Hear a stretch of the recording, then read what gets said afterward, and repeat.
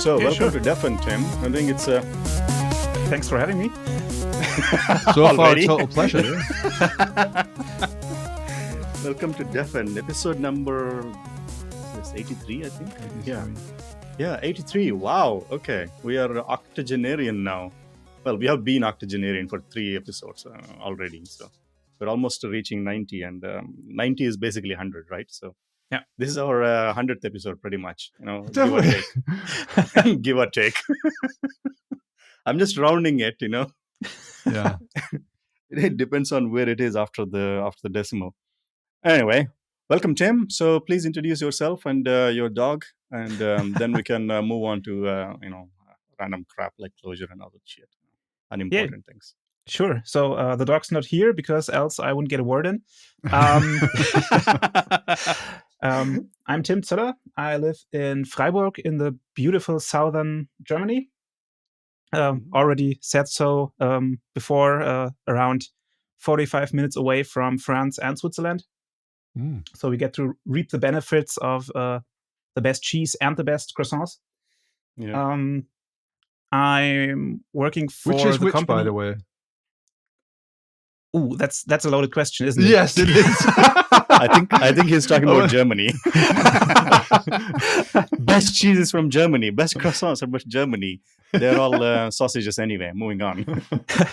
No, the croissants really stopped being good as soon as you set a foot into the German area. Boundary, yeah. Yes, Yeah. they never make it over the border.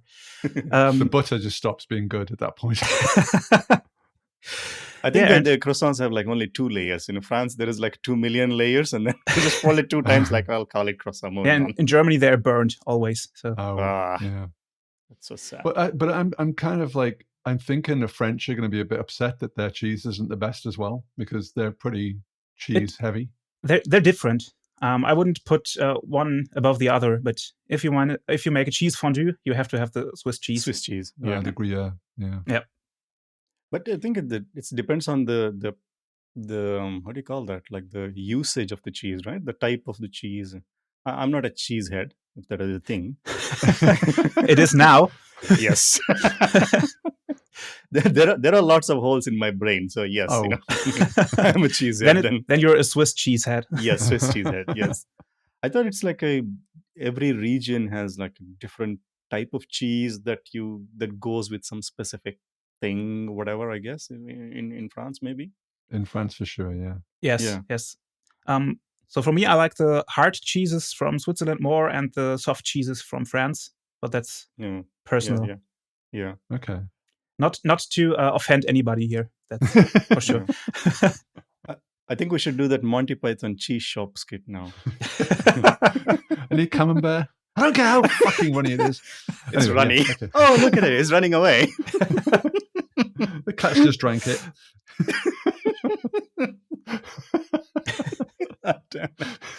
Anyway, okay. So Oh my Swiss God. cheese. We used to that at school. Like, you know. Tim said it. Best cheese is in the Switzerland and best croissants are in France. So I think now, because of It's your hard to comment, argue. I think Swiss can't be a neutral country anymore because they're gonna fight now because of you, Tim. Yeah, I will start a new project in Switzerland next week, so I have to lay some groundwork here. Oh, that's the reason they paid you in cheese already. And you're like, pimp my cheese. Okay, fine. That's part of the contract. We get it. Nice. And what's the great food of Freiburg? Freiburg is usually very meat heavy. There's the Lange Rote. That's No, a very long. hold on, Tim. This is a vegetarian podcast. I'm vegetarian too. We're not so- allowed to discuss meat on the wow. podcast. Okay. No, go on. Oh, anyway, this is an all vegetarian podcast. This is pretty epic. And I'm talking about sausages. Yeah. No, so and on vegetarian specialties, you have vegetarian Maultäschle. It's like you make a pocket out of pasta dough and fill it with a lot of stuff, All right. and then you can either cook it in water or you fry it in a pan. Oh, like a dumpling pierogi sort of way. Like a Yes, big ravioli. Ah, Yeah. nice. People from the area will argue if it's okay to say that it's a specialty also in Freiburg because it is from another area in Germany too, and there's always fighting. It's like with the cheeses again. So Yeah, I can't go around the hot topics today, can I? Yeah. You're starting wars about food now. But isn't wait? I mean, I was in Hamburg, and then I think I was eating some dish that is like filled with macaroni sort of pasta, and then lots of cheese on it, and then deep baked sort of thingy. They said it's another German specialty. Maybe it's a Kässpätzle. Bavarian. Yeah, is it? Kässpätzle. They're also very popular in this area here. Oh, okay. Man, that's a heavy dish. Oh yeah, it is. Yeah. That's why it usually gets served with a very small side salad to freshen it up. two leaves and then, yes, and then 20 kilo of cheese. Usually that's the ratio, yes. Oh, that's from your area. And is the dance with Lederhosen is in your area as well? No. That's Okay, Bavaria, isn't it? That's Bavaria. That's far off. There's mountains in between, and that's a good thing. Oh. Okay. Big Anyway, place, Germany, isn't it? Yeah. I think that fills up our offense part of this podcast. I mean, yes, I'm afraid so. Yes. So Tim, is it like an alpine area as well, or is it just is alpine adjacent? No. We are on the foot of the Black Forest. All right. Okay. So the whole imagery with cuckoo clocks and the big pine trees. Yeah. No, it's not pine. I'm lacking the English word for the tree. Say it in German and someone can translate it Tanne for us. Yeah, it's the Tannen. So I'm not sure what the English word for that is, but no, I have no idea. Yeah. Okay, tree, I guess. Moving on. With needles. Wooden tree. Yes. Yeah. Yes. Oh, is it pine? No, it's not pine. You said it's not. I'm not sure if I thought pine was a different kind of needled tree, but I'm not a tree expert. Some conifer of some type. Yes. That sounds about right. Yeah. Sycamore? No, that's a deciduous, isn't it? Wait. That bugs me now. Oh, it's a fir. Oh, a fir tree. Yeah. Yes. Oh, fir. Okay. Yeah. That's what I keep every time I type FOR, and then my keyboard keeps correcting me for FIR, and then keeps showing me that fucking emoji. Okay, that's the thing. Then. Okay. Now I get it. Yeah, and the area is not alpine, but we still, I guess, the last areas with snow are now closing ski for skiing. So in the winter we can drive 30 minutes up the mountain to ski cross country, usually for me. Nice. Yeah. And we don't have that white slippery stuff here in the city. So it's nice here. Nice. Okay. Perfect. Yeah. Sounds like a really nice place, yeah. Yeah, love it here very much. I think I think most of the Clojure people, they tend to live in really cool places, I think. And everybody we talk to, they're living in somewhere remote, and most of us are doing remote work anyway. So I think you have a choice to have live in a much nicer place than in the bigger cities and going into metro every day and that kind of shit. So. Well, I believe the biggest Clojure hub in Germany is Berlin. That's not that remote, but yeah. Well, I think they'll get there. Yeah. Anyway, so I think we we have 5 minutes left, so I think we should switch to some topic about Clojure. But I think Ray, you said you want to. There was a couple of talk things about the latest. Yeah, there's a couple of things. I don't know if this is going to be a regular thing. We'll see. But given the irregularity of the podcast, I'm not sure we can get anything as regular, really. It's going to be regular on the regular schedule. So yeah, if I can regularly think about it. But we were given the good news this week that Clojure 1.11 is out.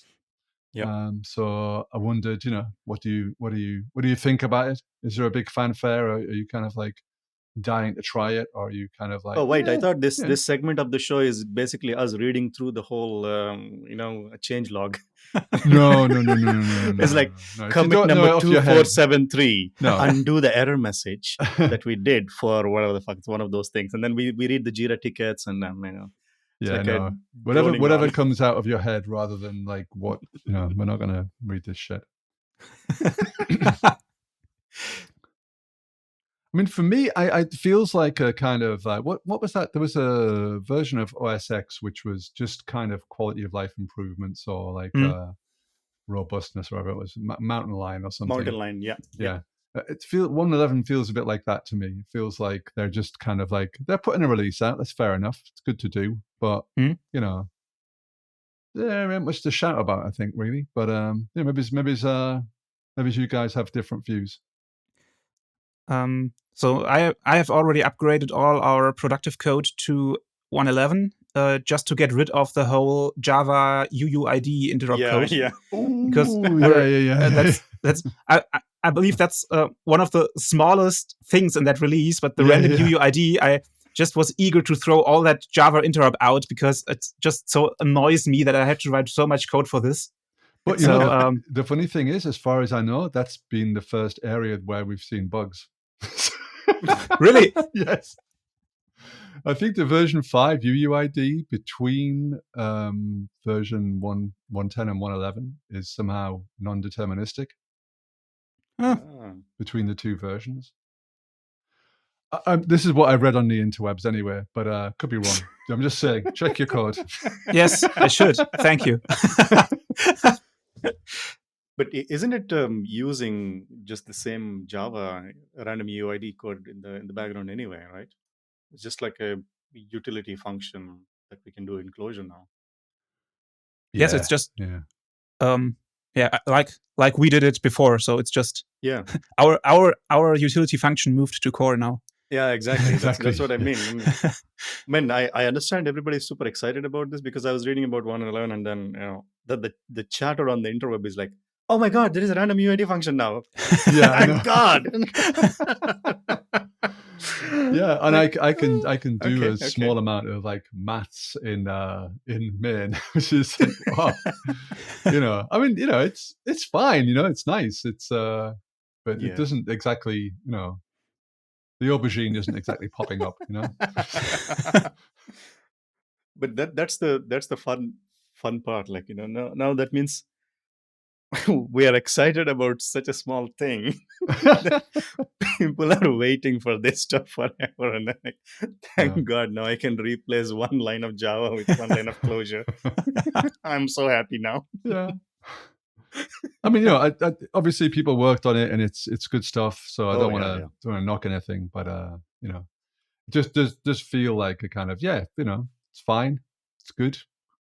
Going forward is nice, but I mean, it's not just like full version bump for adding random UUID functions. So, well, I think there's like three things as far as I know, like random UUID, this keyword argument for var args thing, the alias namespaces, I believe. Yeah, and then okay, and then Java.math as alias or something like that. Yeah, I need to open the changelog. I think this has to be that thing, and I'll read through the Jira tickets. I was just looking at the random UID thing, and it was opened in 2016. So I think we should be very happy. Oh, that's good. Yeah. It only took 6 years. They're really getting through the backlog here. Yes. So that means we've already. Don't tell me there was a patch for it in 2016 as well. No. So the patch I'm quite is only surprised that there wasn't really, because it seems like there could have been. I still have to look at the new iteration function. Right. It's something that it looks really useful and really nice, but I haven't really figured out a use case for it. I need to play around with that for a while, I believe. Yeah. Yeah, well, you got to get past reducers and transducers first, Yeah. So. But I think, it's in the nature of the Clojure, right? I mean, we kind of settled after, I don't know, at some point 1.8 or something at some level. Like, okay, the language is pretty much done, as in, I mean, there is absolutely zero changes to the language, right? I mean, these are utility functions. Maybe you can say the namespace thing is a bit, it's not language. It's still kind of a namespace macro change a little bit with the require thing. But I don't think there is much needed because everything is happening in the community, in the libraries anyway, all the fun stuff. Mhm. So I don't expect magical changes in the language, which is a good thing in my opinion. Yes, absolutely. Yeah. You see I that totally agree. Yeah. when you see that in Java, they remove stuff from core now because they considered that there's too much stuff in there that should be its own module or library. Yeah. So Exactly. Yeah, I think Scala went through the same kind of thing because when they released, they have all the XML parsing, JSON parsing, all the shit into the standard thing. I think there is always this discussion in the languages. Maybe this is something interesting to hear your thoughts about. Your thoughts as well, Tim. Like there is this batteries included versus, barebone language. Yeah. Because Python did the batteries included thing, and they're also kind of doing like a removing some of the shit from the core anyway. People are not using. I'm not the big fan of batteries included. So I believe that Clojure does this really, really well. There's a ton of useful libraries, and everything you include, you need to maintain. Yeah. And that's also a reason why Java removed a lot of stuff, because they didn't want to maintain everything, or they saw that maintaining that stuff is expensive. Yeah. And I believe that also makes it much easier to be backwards compatible, which Clojure is the glowing example currently. And I'm completely fine with utility functions and just importing what I need when I need it. Yeah. I think it's a really good standard library as well. I mean, it's kind of like a mix of like batteries included and, and it's like there's a sort of small, like core. One of these small metallic batteries included. It's not like it's not the full car battery included, but it's like yeah. There's a really nice standard library. So I think that's one of Clojure's wins as well. You can do a lot just out of the box. But like you say, VJ, the language itself is very stable. Yeah. So I don't think there is much because if you see, most of the work is happening in the libraries, even from the core team, right? It's happening within specs or Deps, for example, Deps Eden. All these things are much nicer. So Tim, you said that you moved to 11. Like how when did you start with Clojure, and then how the journey has been until 11? I believe I started to learn it as a hobby in 2013. Oh, okay. But I had a really rough start into the language. So I got the books, I read the blogs, tutorials, and it always I really liked it, but I couldn't really get the use case out of it. So I was not really able to build really running software from that. I'm not sure. I've started with a web library, Noir. Was there something? Yeah. Yes. Yeah. And I got the grip of that, and then it was kind of abandoned or not the status quo anymore. Yes. And for me personally, it started to click when I started using Luminous. Okay. Because but before Luminous, Clojure, what were you using just before going Java? to the... I'm writing in Java since 2008. Yeah, I believe. And I still partially write Java for a living for customers, from clients. Yeah. Because the Clojure service market is not that big in Germany. Yeah. And coming from Java, it's here in Java you have that framework, set it up, and you have a web server running, and everything is batteries included. Yeah.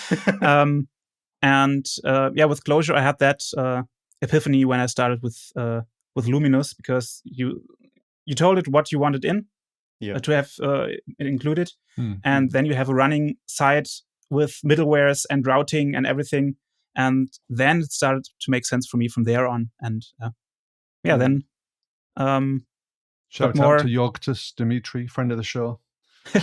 yes, a great framework.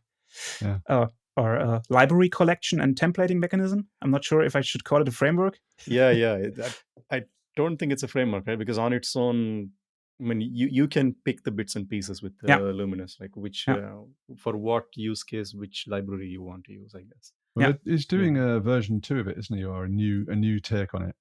Kit, isn't it? Yes, Okay. Kit. Yeah. So, which is even a smaller core. So So I should get him back to talk about Kit. Anyway, we that's should for later. Yeah. Anyway, Tim, back to you. Yeah. Yes. And the interest got bigger when I started visiting the Clojure conference in Berlin. Right. Okay. Shout out to Doc Tronic for organizing that. Yeah. And Sandra and Ingo. Yes. All the magical people who keep the Clojure fire burning around Berlin. I believe I have been there now, including the online version 4 times. Oh, so we might have met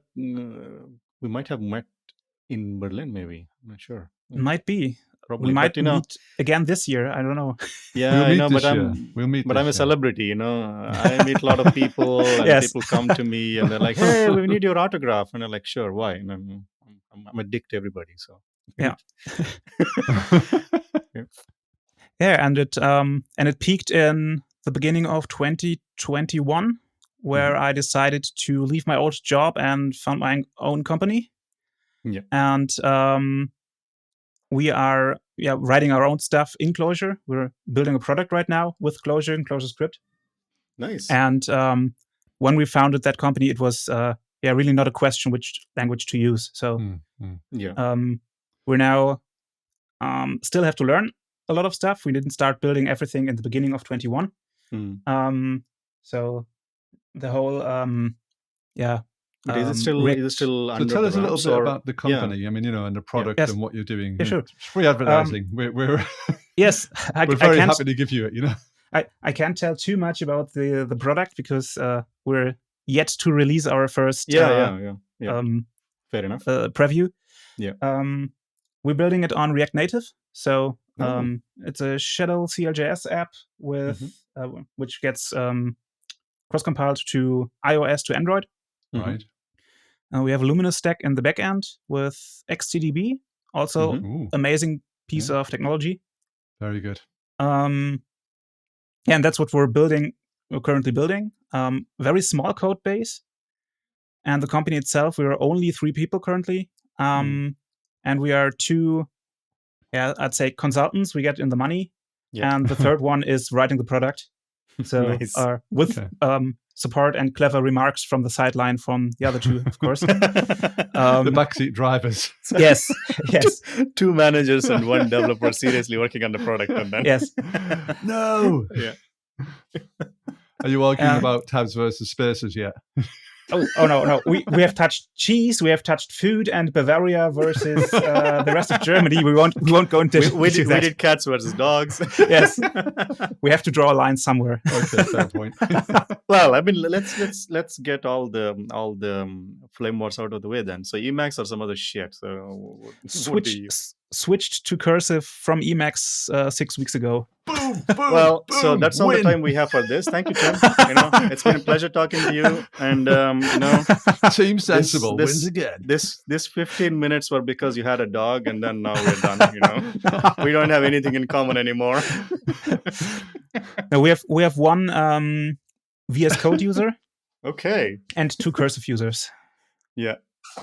We'll get there. You'll get there. Eventually. You will see the light. I have faith in you. You poor man, Tim. now he's just going to stalk you. It's like it's like inviting a vampire in. It's like I never talked about any invitations yet. So. Anyway. No, but you said you don't use Emacs. I mean, that's essentially the same as inviting a vampire in. No. But you have to say it 3 times in front of a mirror, don't you? Not with these guys. Okay. You're not using it? Right. It's like... There you go. Like, I'm a vegan. I've told you that now. It's the same shit. Like, how do you know somebody is an Emacs user? They will tell you. Don't worry. But first thing... My entire personality is me being an Emacs user. That's the Have you heard the good news? There's an update of Emacs. It would be amazing. Like we just say, okay, maybe after an hour or so we finish the podcast, and then your bell rings, and then I'm like, Have you heard the good word of the new Emacs? I am from Saint Ignatius. Like RMS. And then I'm the Emacs witnesses. Anyway, moving on. But that's not the issue with the commands with your dog, right? You're not saying MX sit or something like that. Pretty much. Okay. I mean, he has his own Lisp machine in his brain, so which seems to run a different kind of bytecode what I'm telling him. So the translation is always weird in his brain. So no side effects at all. No. He has dog Lisp running in his brain. Anyway. Seems like it's from the earlier conversation. It's difficult to change it while it's working, you know. Yes, I don't have a REPL into his brain yet. No. So we will get there. Anyway, back to the thing. So you're building a mobile app then, right? With React Native, I'm assuming, because can you tell us anything about the domain at all, Tim, or is it just like it's dogs and cheese and croissants? Okay. Yes, we were. So it's for end users, not for companies, not for enterprise clients. Oh, it's a B2C. Yeah. Yes.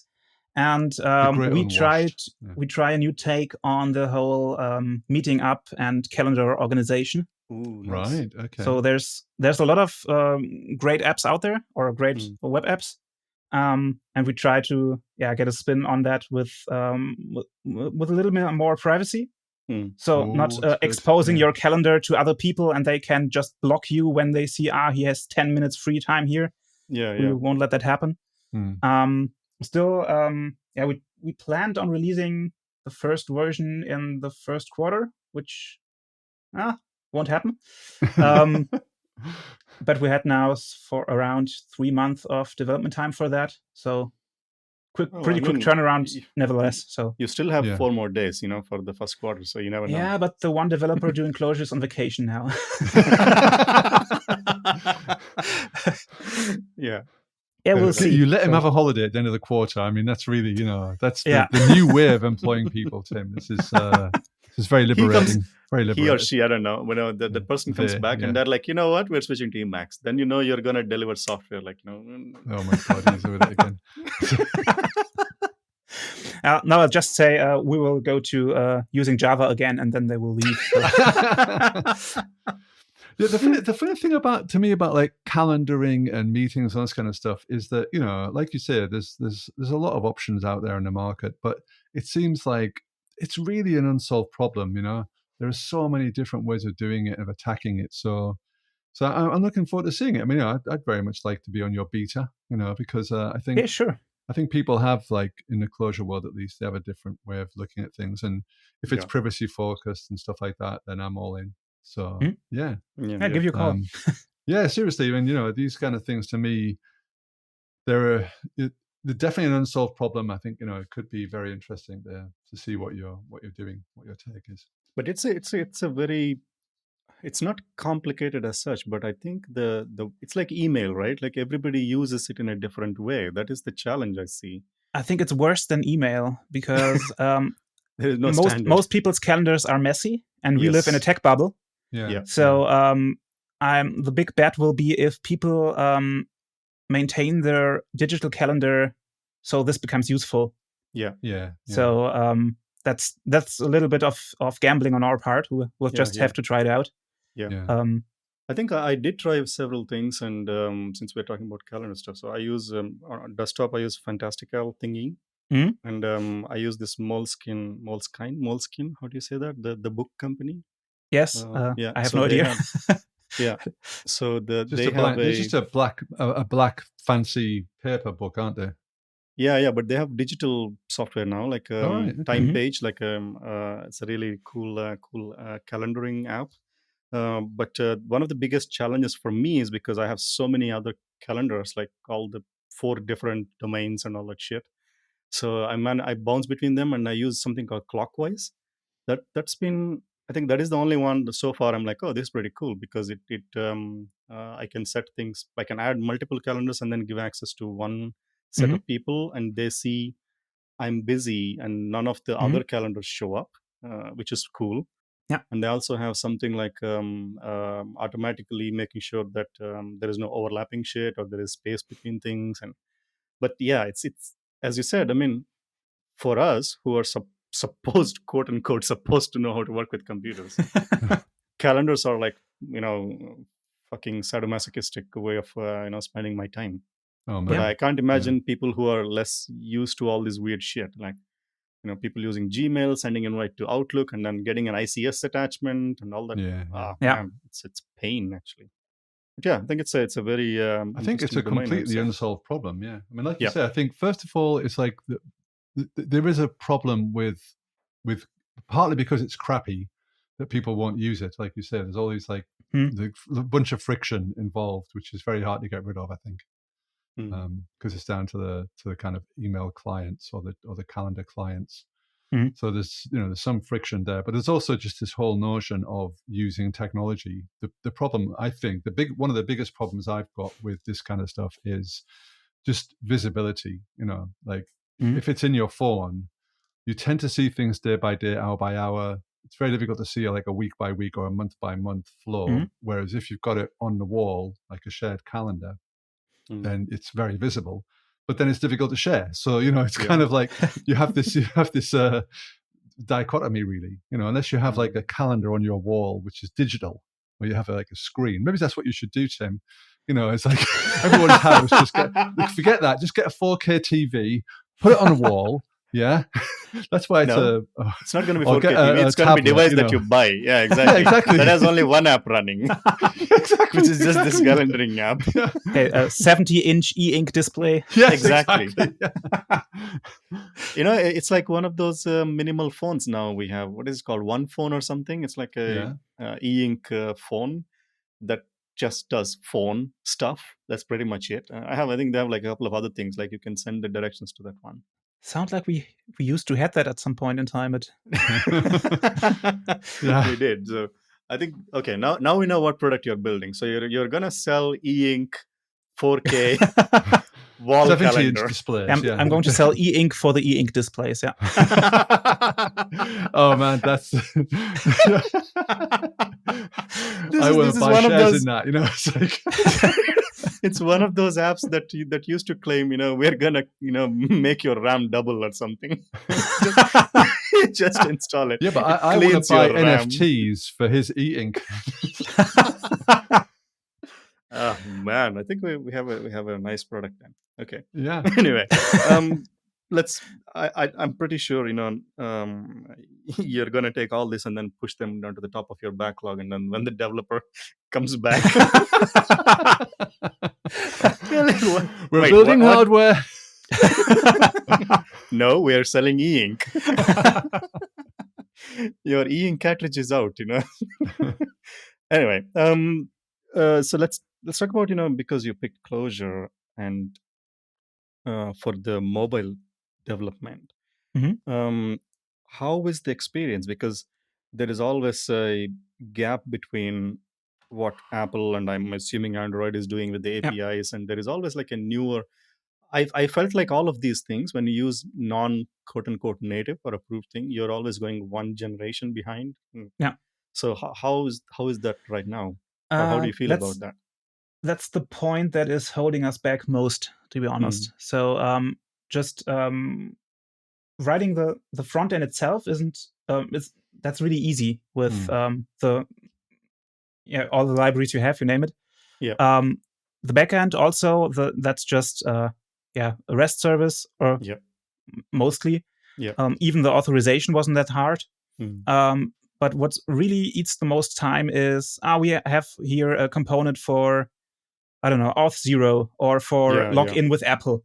Yes. Right. And we integrate that now. And okay, how do we make it work? We need some interop, and then you have a lot of JS interop code. Yeah. You need to figure out how to import all of that stuff. Yeah. How to configure it, and then you run it on iOS, and it works. But my favorite bug, if you have login with Apple, it doesn't work in the iOS emulator. You can just test that on the device. That's an open bug for 2 years now. So we are used to that kind of stuff in Clojure. Yes. So, yeah. And and then you need to test it on Android and hope that it works. Yeah. So the getting started, the setting up of everything, the whole Shadow project to get the first results, that was really, really easy. and the integration of all the React Native components. That's just currently the hard part. Yeah. Despite everything legal or approvals for app stores. That's exactly. Yeah, a that's whole different animal. So isn't there a big like library of calendar integration stuff for React Native? Oh, there is. So that also works. We have the calendar access running. But most of the problems we had were with authorization against the devices. Right. So right. Because you have to configure it in your Apple account, you have to configure it in your Google Play Store account. You have to configure everything with Auth0, what we are using for unified authentication.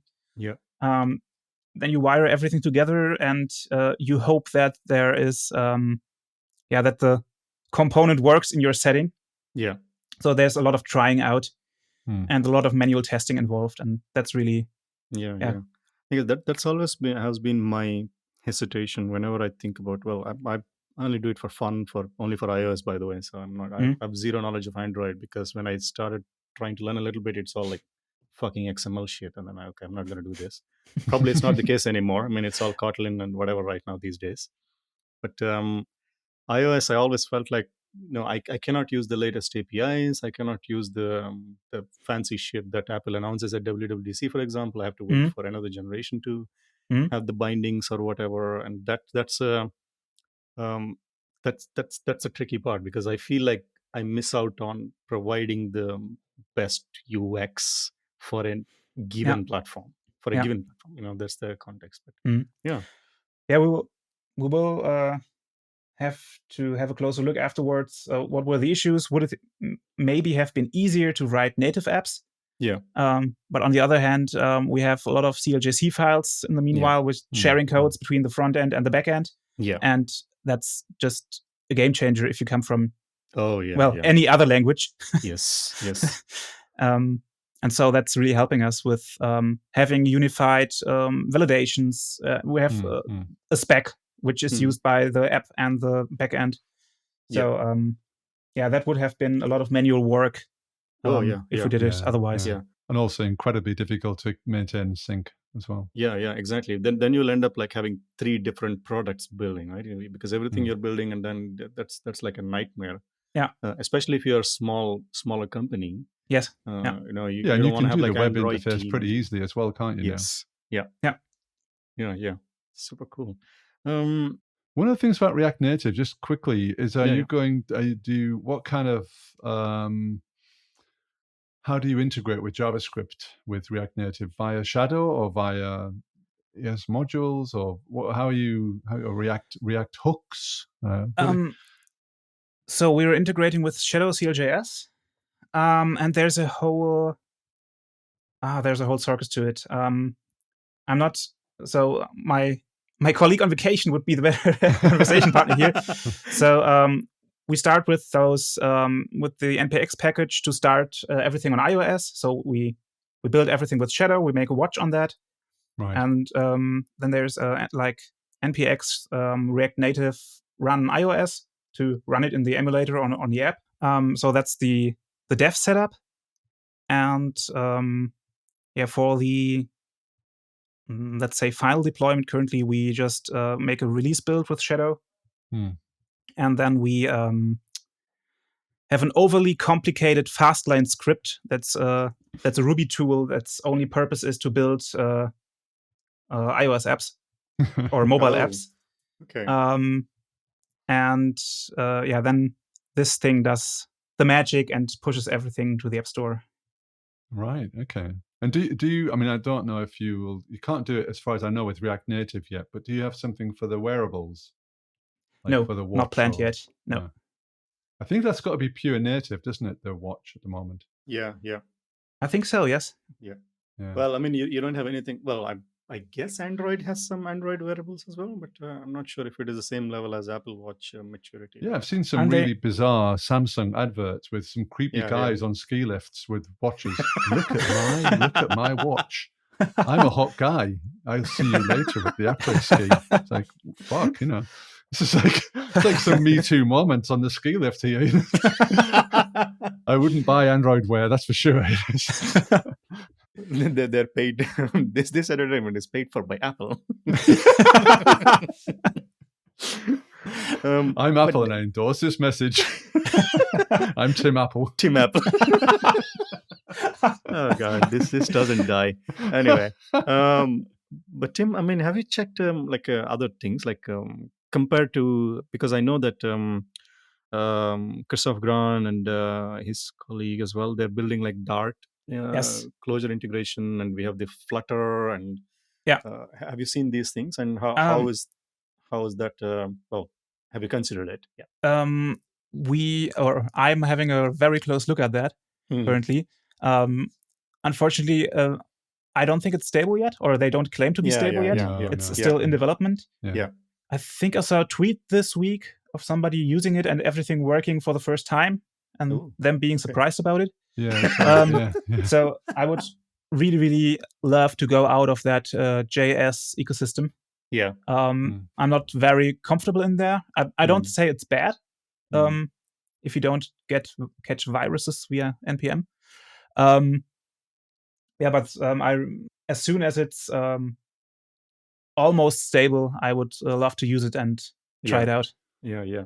I think npm. I think it's it's a running joke, I guess. I think recently somebody released an update to their library, like protesting against all the shit happening in Ukraine by Russia, I think. So the update was deleting all the files on the developer machine. Yeah.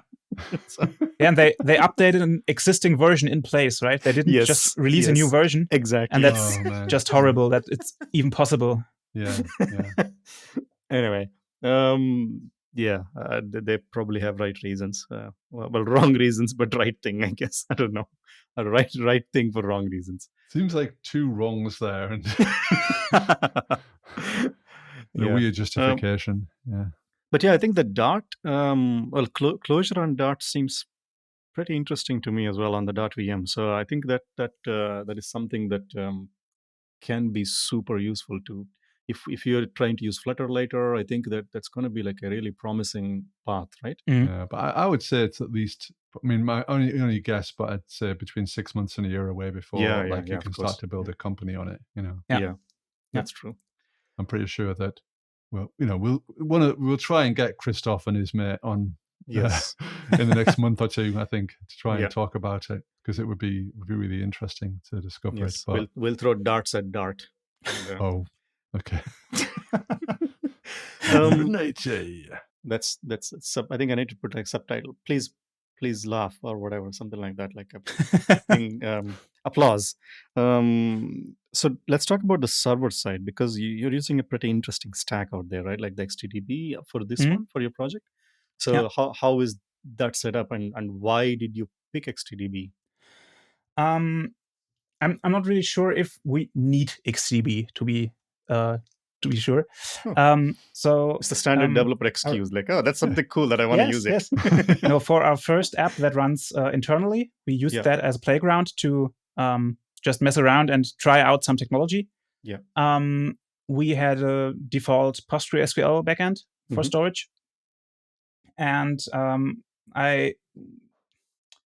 I'm really a big fan of SQL, so you can do amazing things with that. Yeah. But it was a break in the media. So you have your Clojure data structures, and then you have to map that into a relational schema.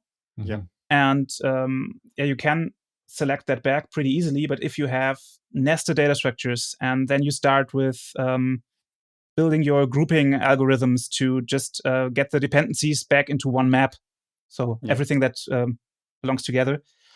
And in the end, we wrote some lengthy SQL scripts, and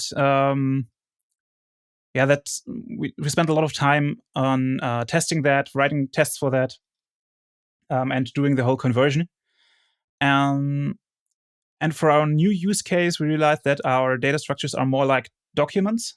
Yeah. So we were free to use a document-ish DB style.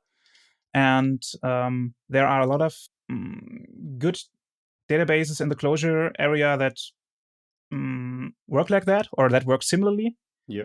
and we selected XTDB because it is currently, in our opinion, the most stable. So they have a big team behind that. You can buy maintenance if it gets more serious. Mm-hmm. And yeah, maybe we're by temporality is a bonus that we're currently exploring, but seems like a great use case for like something that's talking about time and calendars and things like that. Having time as a first class citizen in the database seems like it might be useful. Yes. So currently we're only storing documents in there. So we're not leveraging the whole feature set. Mm-hmm.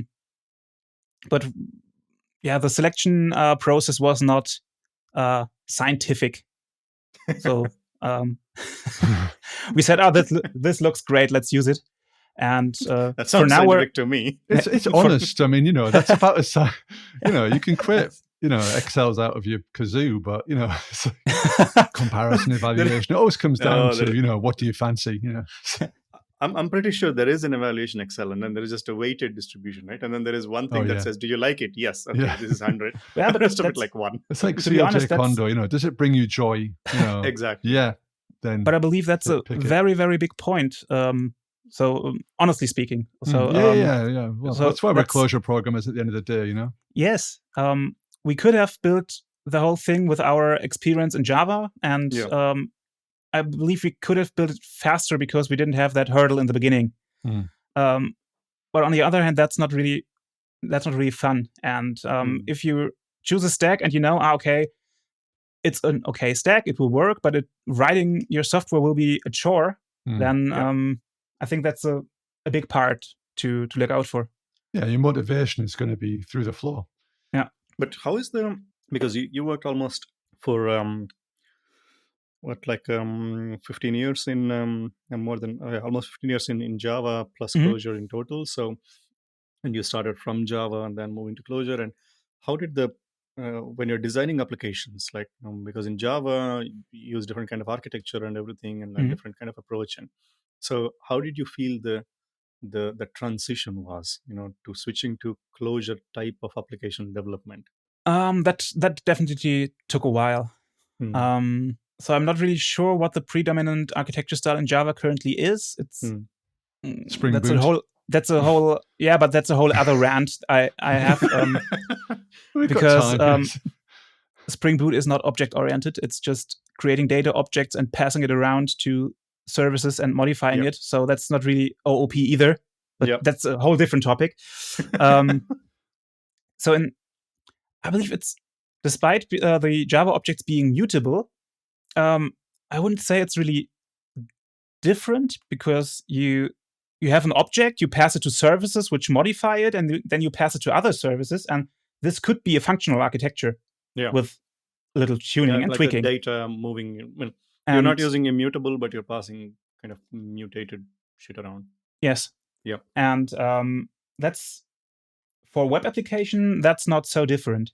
The big mindset change for me was writing functions that just transform these data structures into new structures, creating new interim structures on the go. Yeah. Of course, that's something you never do in Java, because you would need to, create 20 classes for one algorithm. Yeah.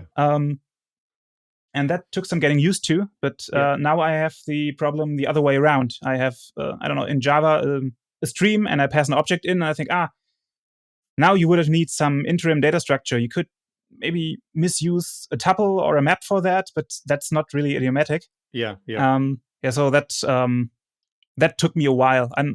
So does that mean in Clojure, right now, so you stay at the maps being the domain level, or do you actually have records and this more quote unquote typed stuff?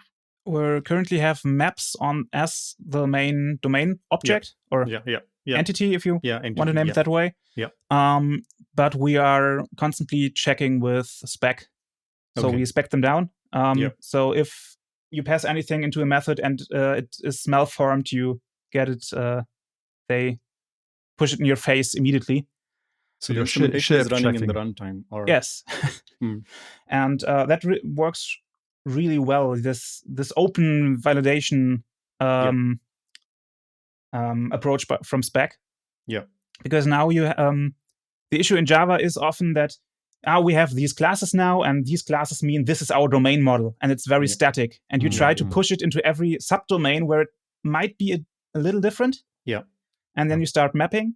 And with spec, you have you have a spec for a different domain or a different subdomain. Yeah. And you pass your data structure in there, and maybe there's stuff in there that doesn't belong there, or that's slightly different. They don't care about the subset is important, and that is really, really helpful. So you started using spec from the beginning then, and did you try using some other things like Mali or? We had Mali for our first application, and I don't think there was anything wrong with it. But for why did we choose spec? I'm guessing it's the whole like CLJC thing with the React Native. Yes. And also it's a core. That you can do it with CLJC, also with Mali. Yeah. It's okay. We don't need to I'm know. not so sure anymore. Again, we don't have that scientific approach apparently. Yeah, let's give this a try. Okay, that seems good. Moving on. Well, maybe you just didn't want to have another library, or Yeah. Well, spec is another library. Yeah, so. technically. But yeah. It comes. It's one of the batteries included, isn't it? Yeah. Anyway, but so spec is giving you the domain validations and everything, right? And so you're running it at runtime as well, or only like just testing, or do you use generative testing and all that thing that comes with spec as well? We're running it at runtime on the edge. So the REST service is using spec. We're using Reatit. You can just wire spec into that to check everything. Yeah. And currently we're testing anything that comes in, but also we're speccing everything that comes out. So if the REST service tries and sends something which is not according to spec, we just throw a server error. So we really see that, because I believe that's the most dangerous thing about dynamic data structures. If you just aggregate them from your data, and if you don't validate that, you send a field out that you shouldn't send out. Yeah. So had that in a project some years ago. The front end team did a small mistake, and the JSON that was sent to the front end for the bank user contained his internal rating data and blacklist status, and that was a high defect. And we don't really want to have that. So we spec everything going in and everything going out. But I don't think it's it can be potentially stopped using really, really heavily typed objects in other languages, but there is never a guarantee, right? I mean, there is always going to be some weird field somewhere, somebody introduces it, and then there is going to be any val in Scala or Well, especially because most of the times you're unmarshalling from JSON, so you're kind of like it's always going to be a runtime like thing, isn't it? Because you're going to get a blob of data from somewhere, and it's either going to conform or it isn't. We're using transit, but still same problem. Yeah. I mean, once it gets into on the wire, then pretty much all bets are off. Yeah. So it's like back in the Corba days. Like, you can just serialize the whole behavior. Anyway, so you're not. Let's talk a bit about your consulting side, because now you're also looking at different types of Clojure projects in the wild, right? Unfortunately, the consulting part is mostly Java currently. Because that's for me and my other consulting colleague, we have around 10, 12, 13 years of experience in Java each. So that's what we can safely sell currently. If the product works, then we would consider just cutting the consulting part of the company altogether. So it's currently the means to build a product, and because we decided to bootstrap, so we're financing testing everything with the money we make through consulting. Mm-hmm. Yep. Currently it works, so we'll have to see how long. Yeah. And there are some contracting positions for Clojure available, but it's usually Clojure script and front end. And that's not my strongest suit, so I'm not comfortable for wanting money to do that work, because I'm better on the back end. So let's maybe a bit deep dive into Clojure. So we talked about the design, and so if I understand you correctly, you like this functional approach of doing things in Clojure. So what is it that makes you super happy about Clojure, and what is pissing you off about Clojure right now? So the thing that makes me super happy is working in the REPL. I'm not the person who can concentrate for hours and hours. So if you ask me to play chess, that would be complete hell for me. And or it'll be too super quick. Yes. Chess game can finish in three moves. So.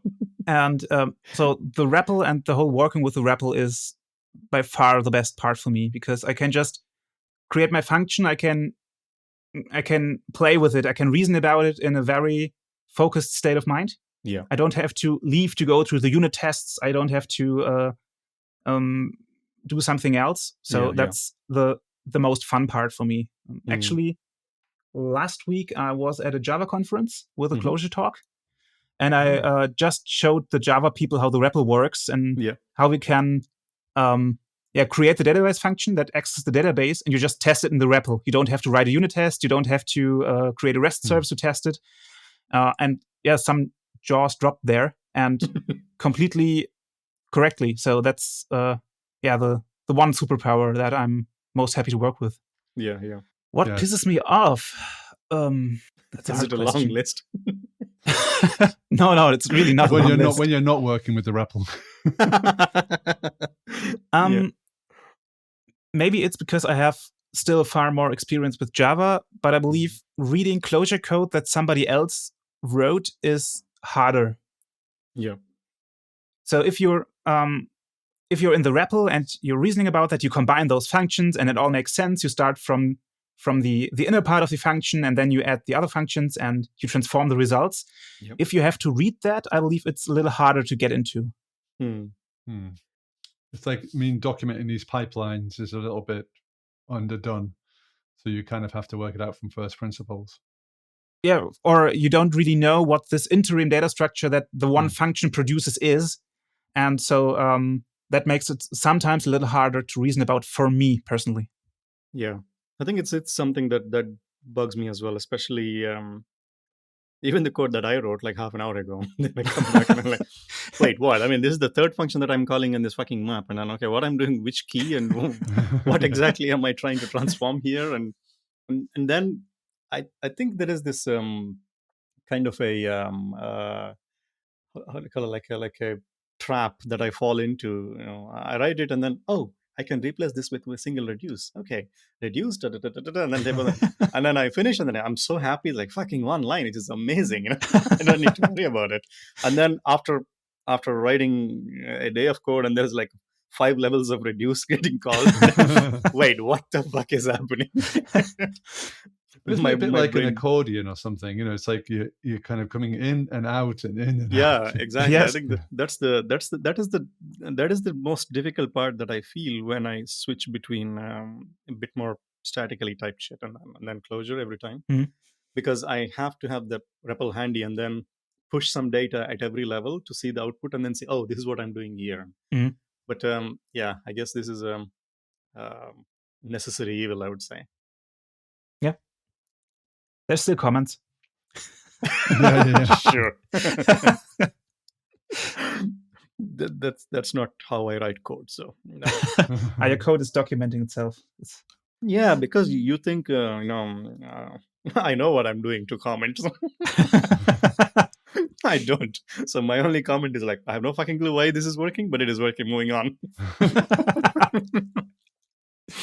Anyway, I always think as well that like when you pick up someone else's code, what's interesting about the Clojure way, in my opinion, is that you pick up someone else's code and you start it up in the REPL and you start playing with it. Yeah. And that's how you learn it. It's difficult to do it just through, and I think it's kind of like crappy just to do it through reading. So, and I think our expectations of other languages are that we kind of read it and play a computer in our head. But with Clojure, we don't have to do that anymore. We can just, start it up and start playing with the functions. And you can kind of also, if you can't do that, then you kind of get a bad feeling that it's not kind of designed properly. It's not good Clojure, if you know what I mean. If it's not REPL friendly, if it's not REPL oriented, then what's going on here? Why have we got all this shit going on? Why can't I play with it in the REPL and see what's going on very easily? And also helps if there's a complicated or more complicated function, if you just drop a rich command with basic usage below. Exactly. Yeah. Or some unit test or whatever. Yeah. But I think also, one of the things that it's underplayed a little bit because it's not, I don't know if it's like really out there yet so much amongst every Clojure user, but is these things like tap. Because, you can really get a nice leverage from that, putting it inside of the pipelines as well to see what's occurring in the middle of these data structures. And you can get a very nice visual view of these things with all the kind of toolkits that are out there now, the browser-based ones and the JavaFX-based ones. And the names are escaping me, which is why I'm saying the technology. But I haven't seen. We've had both of these people on the show as well. I can't remember. No, there is Portal and Revel. Reveal. Yeah. Reveal. Sorry. Yeah. Reveal and Portal. Yeah. I think by Chris and. Sorry, man, I forgot your names. Is it Alexi? Don't mention anyone's name. Don't mention the technologies. Don't mention the name. Let everyone work it out from first principles, and then Google for it. Come on, guys. But I haven't seen enough. Maybe because it's not. I'm not that active on the socials, as they say. Like the tap and these things, because I still see people just using the regular REPL way of things, and because there was a big announcement about Rebel. I haven't seen much traction behind that either. For me, it feels like what was the big announcement of Rebel then? You mean back in Rebel the day? Like the data, you can add the, what is it called? Like the data, attach some additional metadata to the thing, and then you can explore everything using Rebel. The nav stuff. Yeah, exactly. The nav thing. Yeah. Data navigation. So, but I haven't seen enough. Nav, Datify. Yes, exactly. I mean, I haven't seen these things getting picked up that easily in the Clojure community for some reason. Maybe it's because we have a way, you get used to one way, and then it's very productive for you, and then it's hard to break that pipeline. Like I know there is depths, but all my projects are lining in. Actually, I can't switch. I'm like, okay, why? You mentioned that though, actually, VJ, and I think maybe I don't know. It could be something good for Tim because calendar entries seem like a kind of a way for Datify and Nav could become some interesting things. So do you mean he's just going to ship a REPL to everybody? Let them just type Clojure code. No, but Datify and Nav are about essentially they're about navigating the hierarchy, aren't they? Yeah.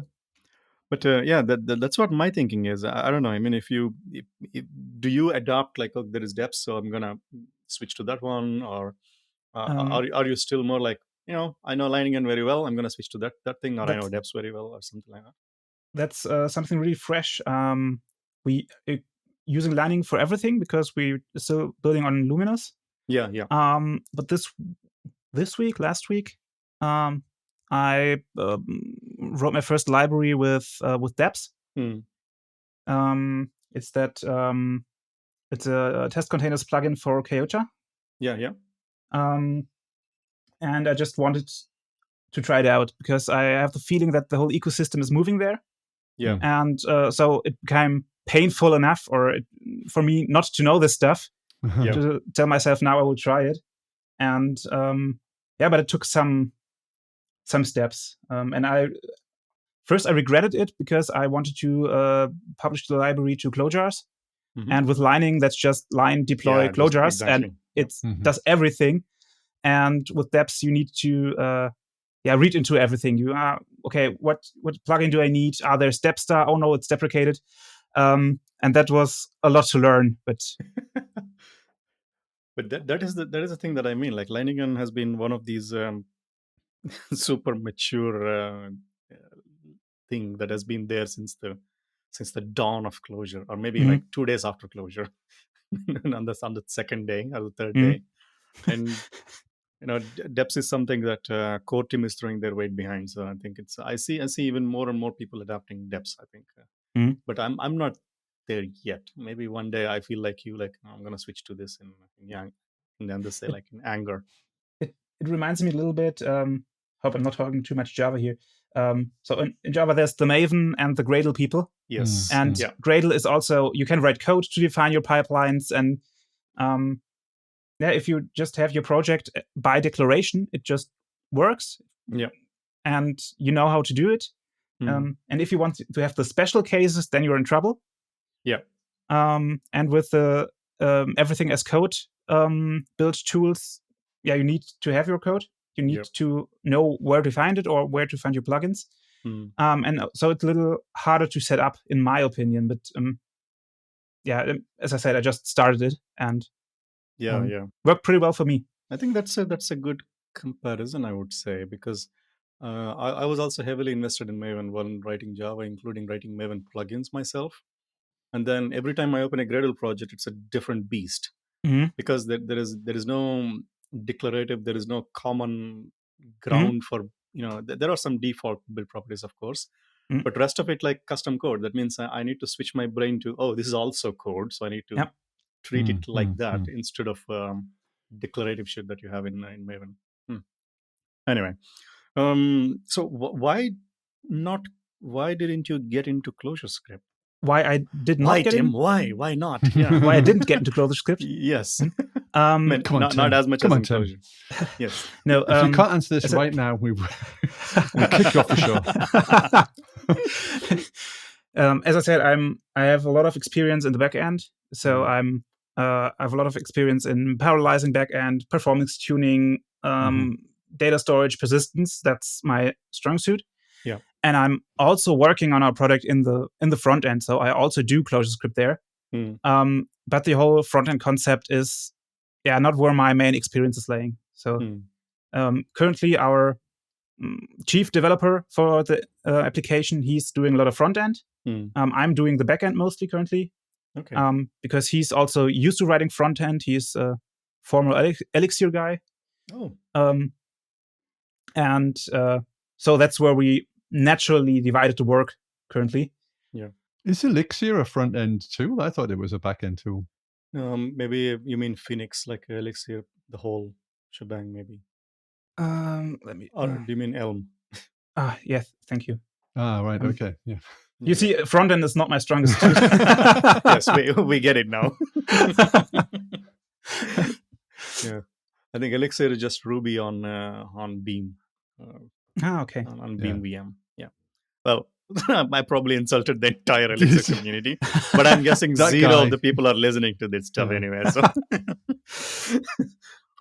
we still need to get the Clojure Beam Clojure Erlang person on the podcast. There is a Clojure OTP, isn't there, interface? Yeah, that's called Clojure. Oh, Clojure. Yeah, okay. ERL. Yeah. Anyway, so do you dabble in other languages than Java and Clojure? Sometimes. So my wife is a statistician, so I dabbled in R a little bit. R, the pirates language. Yeah. Yes, that's the worst language to Google. And when I quit my former job, my team gifted me a bottle of whiskey and a Haskell book. Ooh. Which go along really nicely. You get headaches with both of them. So I started to learn a little Haskell. Yep. Really like the language, but now that I'm used to Lisp, everything else is too verbose. Yes. But on that conference where I was last week, there was a brilliant talk on Frege. That's a Haskell for the JVM. Yes. Yeah. And he did some amazing stuff with that. So he wrote a type system that could realize if you are in a Java FX thread and prevent you from evoking side effects there. Yeah. And that's just completely insane. So it's I don't have a use case for that, but I would like to have one. Actually, the fun story, or the side story, is that I was just telling you I was in Basel, and I went there for the Frege day, and I was with Dirk Koning, I think. Dirk König. Yeah. And Ingo, the guy who created Frege. So we spent like a day. It was like 4 people that back in the day, and Frege is super interesting. I don't want to call it weird because the compiler actually produces Java code, not bytecode. I'm not sure if it's still the case, but it's like literally writing Java, from Haskell, and it's so super cool. And we also had a call with SPJ, Simon Peyton Jones, and discussing all this stuff, and Ingo and those people. So I was just sitting there, and everything is just flying above my head. What the fuck? I'm just basking in this glory of these super smart people, and just blinding my eyes. And but it's a super cool, interesting language, by the way. So I because I always think that in general, my principle is that I should have like one language in every type of thinking. Like in terms of prototypical languages, you have IO language, and then you have JavaScript, which is kind of a monster. And then you have dynamic shit like Python and Clojure, and then you have the static things. And static things I used to learn Haskell. I still keep learning Haskell every year. And then Frege was one of the things, because when you're close to JVM, you want something that runs on JVM. Yeah. So Frege was one of the interesting things. I think Sean Corfield also contributed some to Frege in the beginning.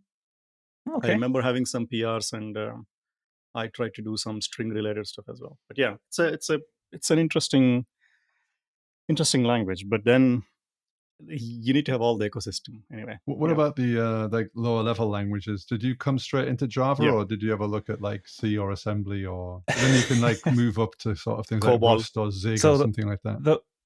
You're joking. No. So it started with BASIC in school. Right. Started with QBasic. Yep. Wrote some stuff in that. Then the next step was Delphi. Right. Or nice. Object-Locale. Yeah. Which is, when you have programmed after that for 15 years, it's just completely weird. You drop functionality to the UI to add it to the application. That's just wild. Then I started after school my apprenticeship in Java. But the first half year, the shop I was at used COBOL and ILE RPG. Oh my God. And I didn't know better. I thought, hey, okay, maybe it pays. It won't be so bad. And after 6 months, they decided to move everything over to Java, and that was a very lucky day for me. Oh my God, yes. And that's set me on the right path. 2 bullets dodged there, yeah.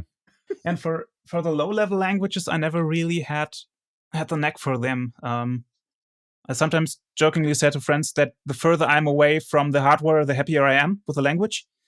I looked into Go, but wasn't really love at first sight, so I stopped it again. So, but don't really know the reason. So, well, I mean, you need to have the production use case for it as well, right? To stick something.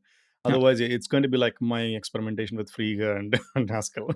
You keep doing, every time I finish the first 2 chapters, I can run Hello World, moving on. And then you go back to your own stuff and then continue with that crap. So, yeah, I think with these low-level languages, you need to be doing, especially these days, you need to be doing something around like embedded systems or something like that, or very, very high performance technology, games or something like that. Yeah. Where every millisecond counts, and then it makes some sense. But even for a lot of these domains, you can get away with high level languages. Yeah, that's true. Anyway, cool. So just a couple of more questions. So, what does Java hippie mean? Is it like you are still hip about Java, or you moved away from it? Why are you not Clojure hippie? I chose that nickname out of spite. Because I was in a big banking project and there was a brilliant database developer. So it was on Oracle, so everything very corporate. That guy had a PhD in math, and he was just completely brilliant. He told me that for one client, he used relational algebra to prove them that their use case could not be solved with a database or a relational database. Wow. So this level. Yeah. And he was completely bored because the project was just trivial CRUD banking stuff. And so he started playing with the database and tried to push more logic into the database. But he was the only one who could do that because he was the brilliant PhD SQL guy. Yeah. And the other people were just Java developers. So obviously we pushed to keep most logic in Java. Yeah. And that upset him. And at some point he just in a meeting jumped up and said, I'm so sick of all you damn Java hippies, and runs out of the room. And I thought, hey, that's a great name. I keep that.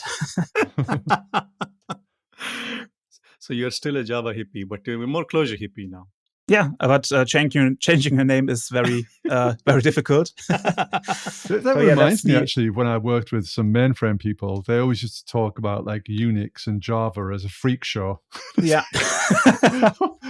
What the hell? To my face, it's like they're the ones to talk.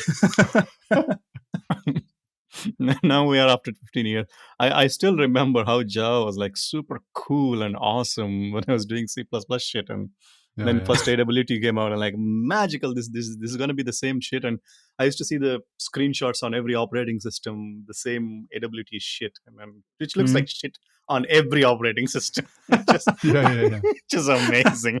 Like, it looked like crap. And then there is all these look and feel classes that I had to build in later years. And anyway, what do you think about all of this like more rapid iteration of the Java versions these days, Tim? Because it feels to me a bit like they've caught their mojo a little bit again, especially on some of the projects. They look quite interesting. Project Panama and Project like Loom will be the big game changer on JVM. So virtual threads, not having Java threads bound to operating thread, a system thread. Yeah. This killed the whole reactive Java community. Yeah. We had just had a discussion that on all the conferences, the reactive talks have just disappeared, or mostly disappeared, because with Loom, there won't be any need for reactive anymore, or for most reactive use cases. I think you put it right. They have caught the mojo again. The decision to release preview features with the JVM you can enable with the JVM flag was brilliant because they can collect user feedbacks. Brian Guts is amazing in talking about the rationale for the new features. He's doing an amazing job. For my taste, they're a little too eager currently with throwing out things from core because the downward compatibility promise they have just broke. So migrating from Java 8 to a later version is, in some areas, it's pain. If I had to migrate some older Java EE stuff from Java 8 to 11, and it was just really painful because you had breaking changes. So that promise got broken a little bit. But otherwise, I think they're doing a really good job lately. Yeah. And also that the release cycle and the way that they're churning on the things, I think things are getting at least slightly more interesting. But my thought there is that they're more competitive. These kind of things are more competing against languages like Scala rather than Clojure, right? Because there is there is less incentive to use Scala or Kotlin if Java keeps up all these value classes and properties and all this shit comes out, and things become much more all the nice things that other languages used to have, and they're also part of the Java now. So, but I think the biggest thing for me is I think what they're doing eventually is improving the infrastructure of the JVM. Yeah, and I think these are the things which really matter to hosted languages. Because I don't think that Java really cares about Scala and Clojure and stuff like that. I think they care about, well, where are we not deployed? Where are other languages, like Go or Rust or whatever? Where are they winning, and where is Java losing? So ML and stuff like this. Java suddenly can't. Python is beating Java in ML, and that they can't take that. If they're going to keep relevant, if they're going to stay like a language that is applicable in a lot of very important domains, then especially in ML, I think they've got to get better at it. Yeah. Currently, they're focusing on functional features, so they're getting pattern matching. They have with their records, they're working on the immutable data types. So everything comes together that you have at least the building blocks to do some functional-ish programming. Yeah. Yeah. It's true. Anyway, wow. We're almost 90 minutes. I think there. Is there any other project that you want to highlight, Tim? There's something that that you open sourced, or something that you're interested in, or you're contributing, or you want to contribute? Oh yeah, sure. I'm currently maintaining a Clojure library which wraps the Java test containers library. Yeah, talked about it earlier.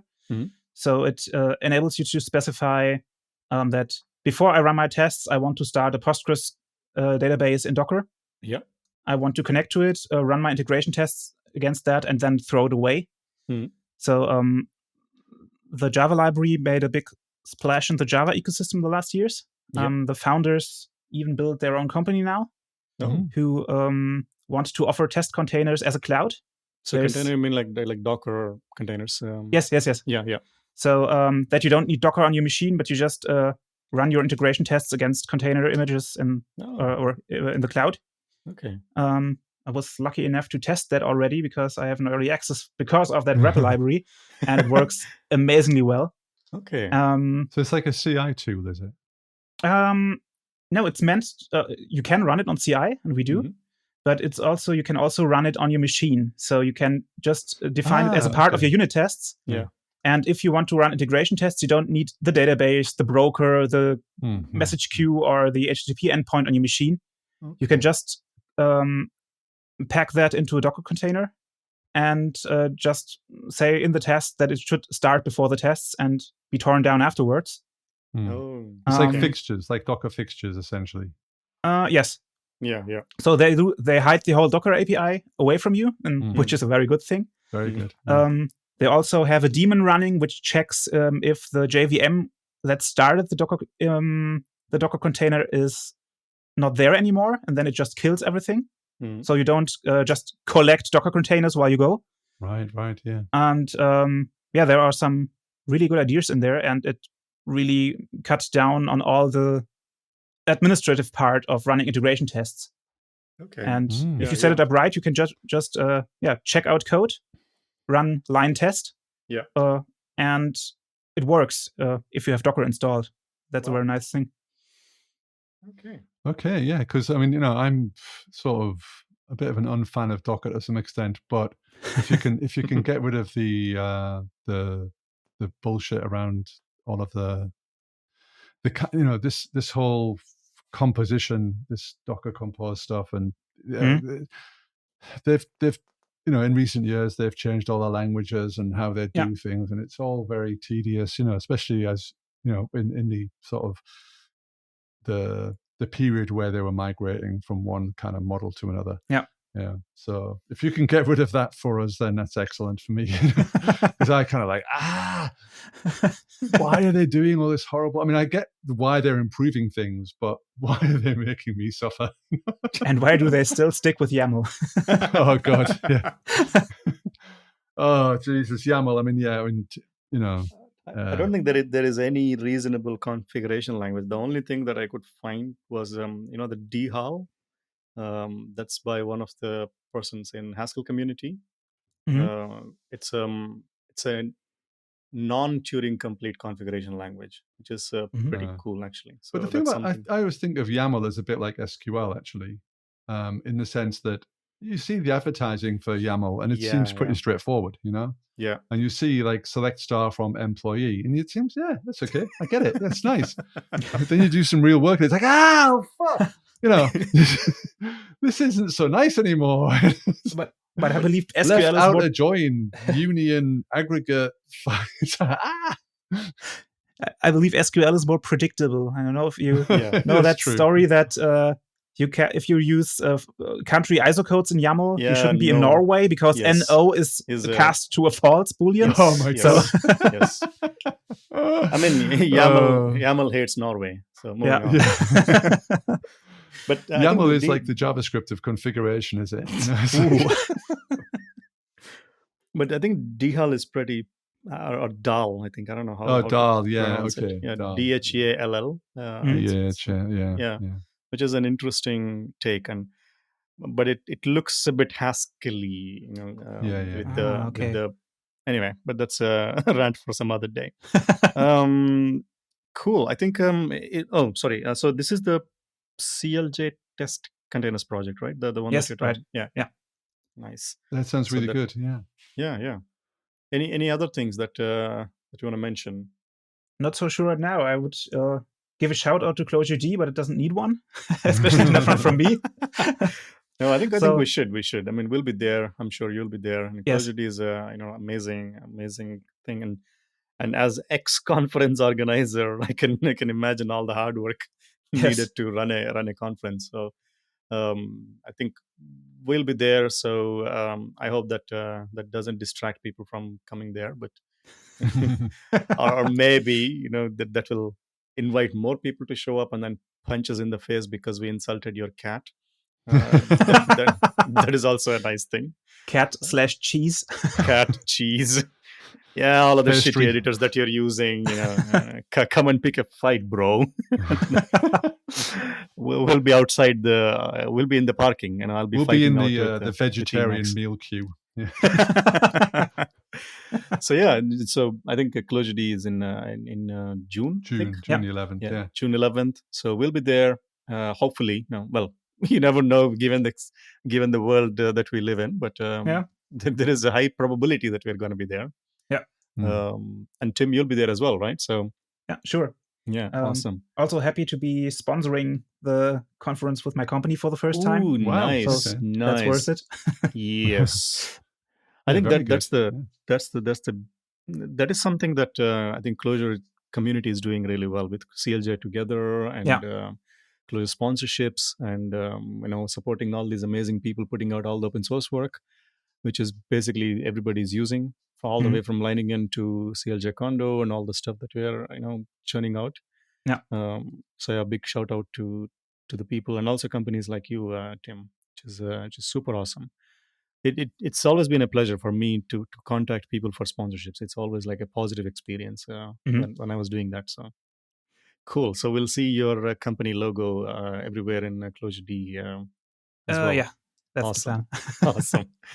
How do you pronounce the company, Tim? It's like Lambda Schmiede? Yeah, Lambda Schmiede. It's basically the Schmiede is where you process the hot metal into something else. The foundry. Oh, like a kiln? Yes. Oh, yes. Foundry. Okay. Yes.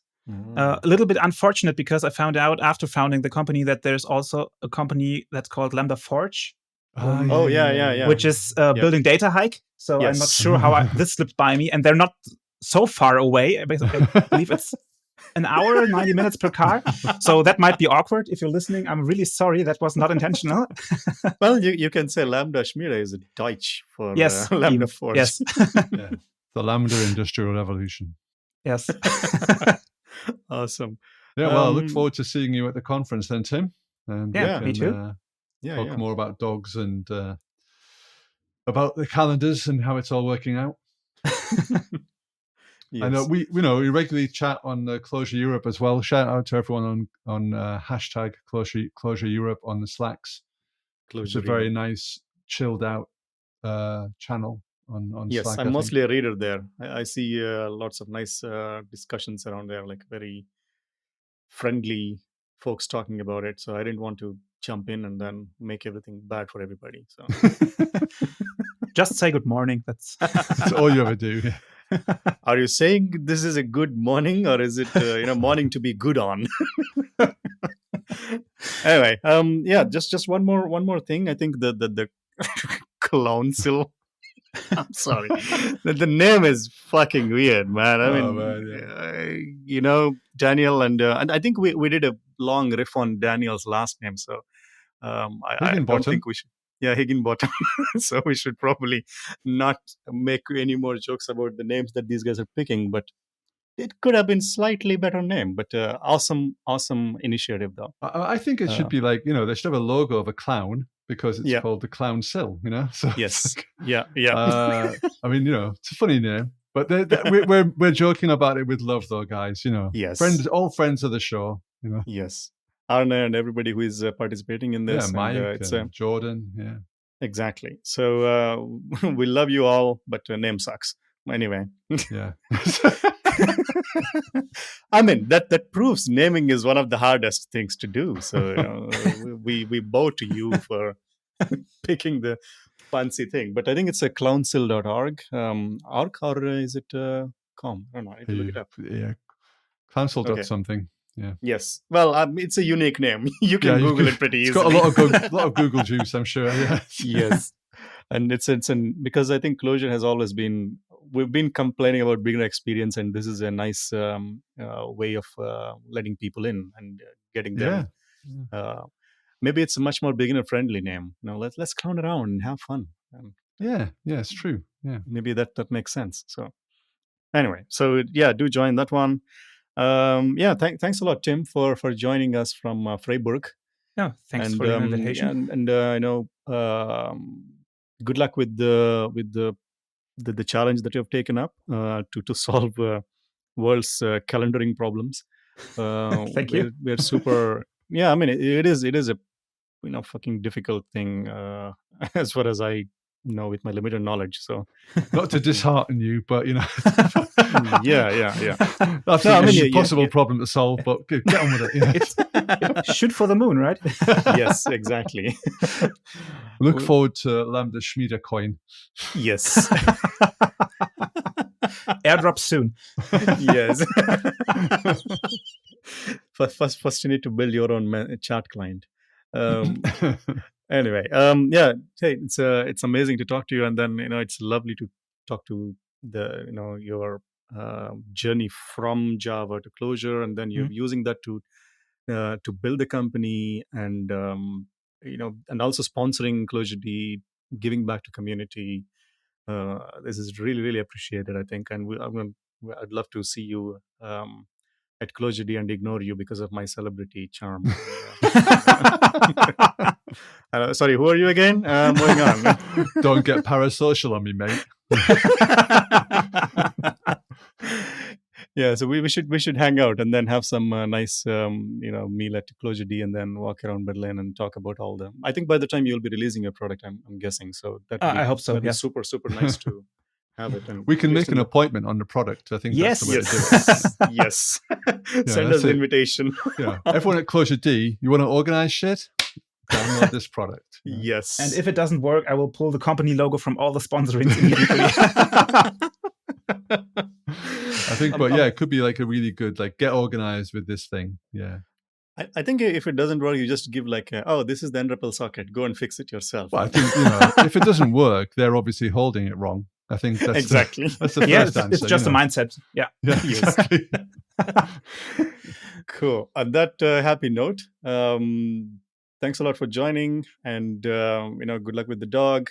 Maybe I'm gonna bring my dog to Berlin, so maybe we'll have a dog reunion there. We'll see. Yeah, mine will stay here.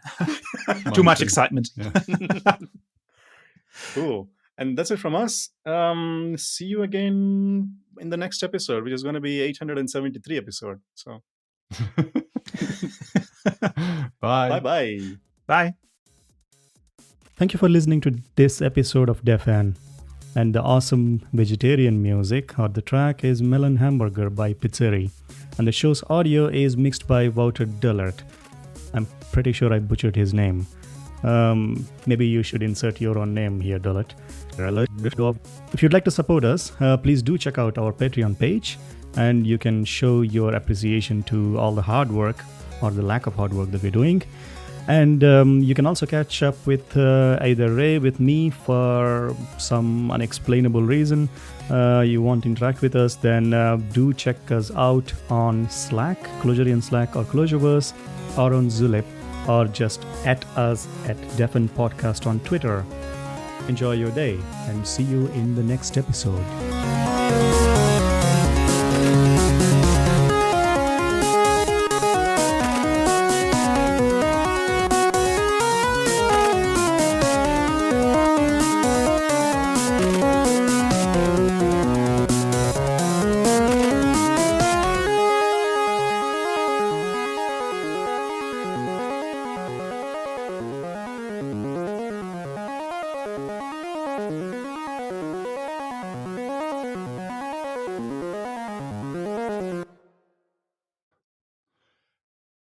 Yeah, dogs are Clojure and cats are Clojure script. I think that probably seems to work quite well.